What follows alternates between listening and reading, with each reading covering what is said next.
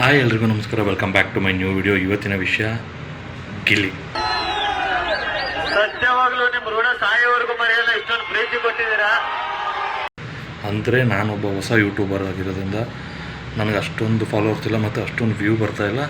ಅದಕ್ಕಾಗಿ ನಾನು ಇವ್ರ ಬಗ್ಗೆ ಮಾತಾಡಿದ್ರೆ ಏನು ಜಾಸ್ತಿ ತಲುಪಲ್ವೋ ಅನ್ನೋ ಇದ್ರ ಮೇಲೆ ನಾನು ಏನು ವಿಡಿಯೋ ಮಾಡ್ತಾ ಇರಲಿಲ್ಲ. ಬಟ್ ನನಗೆ ಪರಿಚಯ ಇರೋ ನನ್ನ ಸುತ್ತಮುತ್ತಲ ಇರೋರು ಫ್ರೆಂಡ್ಸ್ ಆಗಲಿ ಅಥವಾ ಇರೋ ಹೊಸ ಸಬ್ಸ್ಕ್ರೈಬರ್ಸ್ ಇರೋದೇನು ಒಂದು ಇವಾಗ 500 ಸಬ್ಸ್ಕ್ರೈಬರ್ಸ್ ಇದ್ದಾರೋ ಅದರಲ್ಲೇ ಕೆಲವರು ಕೇಳಿದ್ದಾರೆ, ನೀವು ಇವಾಗ ಟ್ರೆಂಡ್ ಆಗ್ತಾಯಿದೆ, ಇವ್ರ ಬಗ್ಗೆ ವೀಡಿಯೋ ಮಾಡ್ಬೋದಾಗಿತ್ತು, ಇವ್ರ ಬಗ್ಗೆ ವೀಡಿಯೋ ಮಾಡೋದಾಗಿತ್ತು ಅಂತ ಸುಮಾರು ನನಗೆ ಗೊತ್ತಿರೋದ್ರಲ್ಲಿ ಒಂದು ಸ್ವಲ್ಪ ಜನ ಕೇಳಿದ್ರು. ಅವರೆಲ್ಲ ಹೇಳಿ ಅವ್ರಿಗೋಸ್ಕರ ಮಾಡ್ತೀನಿ. 50 ಜನ ನೋಡಲಿ, 100 ಜನ ನೋಡಲಿ, ಆದರೆ ಮಾಡಿ ನೀವು ಏನಕ್ಕೆ ಮಾಡ್ತಾಯಿಲ್ಲ ಅಂತ ಕೇಳಿದ್ರು. ಅದಕ್ಕೋಸ್ಕರ ನಾನು ಇದ್ರ ಬಗ್ಗೆ ಮಾತಾಡ್ತಾಯಿದ್ದೀನಿ. ಡೇ 1 ಇಂದ ಇಲ್ಲಿವರೆಗೂ ಅದು 1 ಮ್ಯಾನ್ ಶೋ ಅಂತಲೇ ಆಗಿತ್ತು ಅನಿಸುತ್ತೆ. ಬಿಗ್ ಬಾಸಲ್ಲಿ ಗಿಲ್ಲಿ ಇದ್ದಿದ್ದು.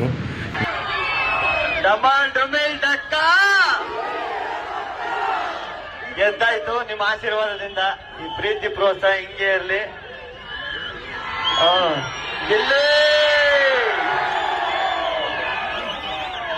ಮೇ ಬಿ ಎಷ್ಟೋ ಜನ ಕೂಡ ಹೇಳಿದ್ರು ಸೋಷಿಯಲ್ ಮೀಡಿಯಾದಲ್ಲಿ, ನಾವು ಈ ಶೋ ನೋಡಿದ್ದು ಅವನಿಗೋಸ್ಕರ, ಗಿಲ್ಲಿಗೋಸ್ಕರನೇ ನೋಡ್ತಾ ಇರೋದು. ಈ ಸೀಸನ್ನು ಪರ್ಟಿಕ್ಯುಲರು ಅವನೊಬ್ಬನೇ ತೊಗೊಂಡೋಗ್ತೇನೆ ಅಂತ ಎಷ್ಟೋ ಜನ, ಸುಮಾರು ಜನ ಹೇಳಿದ್ದಾರೆ.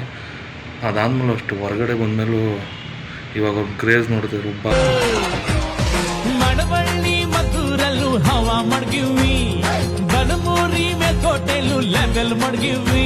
ರಿಯಾಲಿಟಿ ಶೋ ಮತ್ತು ಕಾಮಿಡಿ ಶೋಸ್ ಮಾಡಿಕೊಂಡು ಬರೀ ಮತ್ತು ಈ ಥರ ಸ್ಕಿಟ್ಗಳು ಮಾಡಿಕೊಂಡು ಪ್ರಾಪರ್ಟಿ ಕಾಮಿಡಿ ಮಾಡಿಕೊಂಡು ಬರೀ ಆ ವ್ಯಕ್ತಿಗೆ ಇಷ್ಟು ಜನ ಸೇರ್ಬೋದಾ? ಮತ್ತು ಒಬ್ಬ ನಾರ್ಮಲ್ ಇನ್ನೂ ಫಿಲಮ್ಗೆ ಇವಾಗ ಪಾದಾರ್ಪಣೆ ಮಾಡ್ತಾ ಇರೋಂಗೆ 1 ಮಿಲಿಯನ್ ಫಾಲೋವರ್ಸ್ ಆಗಿರೋದು ಇನ್ಸ್ಟಾಗ್ರಾಮಲ್ಲಿ, ಅದು ಸಾಮಾನ್ಯ ಅಲ್ಲ. ಅದು ಪ್ಯೂರ್ ಅವ್ರದ್ದೇ ಟ್ಯಾಲೆಂಟ್, ಅದು ಬೇರೆ ಏನೂ ಇಲ್ಲ. ಅದ್ರಲ್ಲೇನು ಹೇಳ್ಕೊಟ್ಟು ಮಾಡ್ತಿಲ್ಲ, ಏನೂ ಇಲ್ಲ.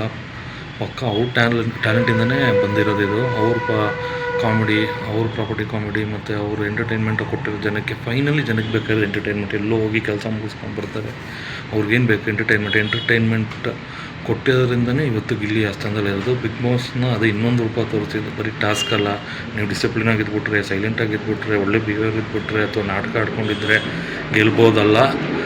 ಇದು ಬೇರೆ ರೀತಿ ಅನ್ನೋದನ್ನು ತೋರಿಸಿ ಒಂದು ಎಕ್ಸಾಂಪಲ್ ಸೆಟ್ ಮಾಡಿ ಈ ಥರ ಒಂದು ಇರ್ಬೋದಾ ಅಂತಲೂ ಹೇಳಿ, ಗೆಲ್ಬೋದಾ, ಬರೀ ಎಂಟರ್ಟೈನ್ಮೆಂಟ್ ಮಾಡಿ ಏನು ಟಾಸ್ಕ್ ಮಾಡೋದು, ಏನು ಕೆಲಸನೂ ಮಾಡಿದೆ ಹಂಗೂ ಇರ್ಬೋದಾ ಅನ್ನೋದು ಒಂದು ಎಕ್ಸಾಂಪಲ್ ಸೆಟ್ ಮಾಡಿದ್ದು.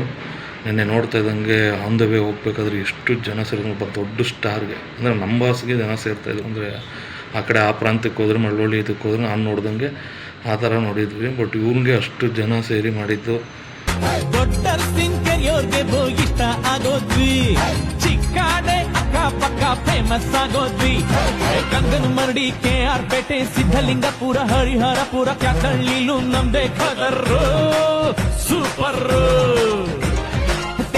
ಅಂದರೆ ಅವ್ನಿಗೆ ಯಾರು ದ್ವೇಷಿಸೋರಿಲ್ಲ. ಗಿಲ್ಲಿಗೆ ಎಲ್ಲರೂ ಇಷ್ಟಪಡೋರೆ. ಫೈನಲಿ ಎಲ್ರಿಗೂ ಬೇಕಾಗಿದೆ ಏನಂದರೆ ಇದು ಸತ್ಯ ಅಂದರೆ ಎಂಟರ್ಟೈನ್ಮೆಂಟ್ ಪ್ರತಿಯೊಬ್ಬ ಮನುಷ್ಯನಿಗೆ ಬೇಕಾಗಿದೆ. ನಾನು ಅದಕ್ಕೆ ಇಷ್ಟು ದಿವಸ ಆದಮೇಲೆ ನೆನ್ನೆ ಎಲ್ಲ ವೀಡಿಯೋಸ್ ನೋಡಿ, ಇಲ್ಲ ಇವಾಗ ನಾನು ಮಾತಾಡಲೇಬೇಕು ಅವ್ರ ಬಗ್ಗೆ ಅಂತ ಹೇಳಿ ಮಾತಾಡ್ತಾ ಇದ್ದೀನಿ. ಇದೇ ರೀತಿ ಇನ್ನು ಫ್ಯೂಚರಲ್ಲಿ ಅವ್ರನ್ನ ಒಳ್ಳೆ ಉಪಯೋಗಿಸ್ಕೊಂಡು ಇನ್ನೂ ಒಳ್ಳೊಳ್ಳೆ ಕೆಲಸಗಳು ಮಾಡಲಿ ಅಂತ ನಾನು ಹೇಳ್ತಾಯಿದ್ದೀನಿ. ಅವ್ರಿಗೆ ಮೇ ಬಿ ಲಕ್ ತುಂಬ ಫೇವರ್ ಆಗಿದೆ ಮತ್ತು ಚೆನ್ನಾಗಿ ಸಂಪಾದನೆಯೂ ಆಗಿದೆ.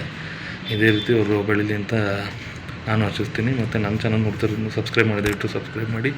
ಇದೇ ರೀತಿ ಹೊಸ ಕಂಟೆಂಟ್ನ ತರ್ತೀನಿ. ಸಿಗ್ತೀನಿ ನೆಕ್ಸ್ಟ್ ವಿಡಿಯೋದಲ್ಲಿ. ಟೇಕ್ ಕೇರ್, ಬಾಯ್.